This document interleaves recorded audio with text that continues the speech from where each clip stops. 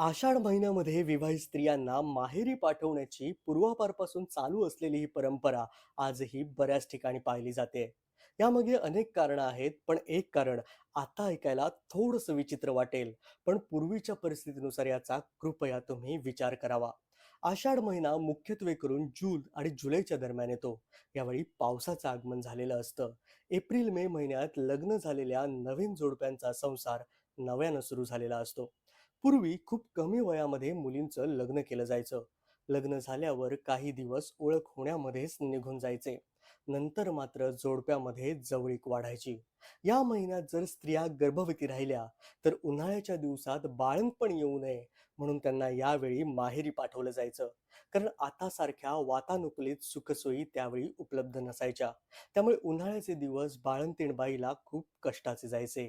तसेच मुलीला माहेरच्या लोकांची येणारी आठवण, इतकी वर्ष त्यांच्यासोबत राहिल्यावर लग्नानंतर त्यांना भेटायची लागलेली ओढ पूर्ण व्हावी आणि नवीन लग्न झालेल्या मुलीचे लाड देखील करता यावेत, म्हणूनही या काळात त्यांना माहेरी पाठवलं जायचं.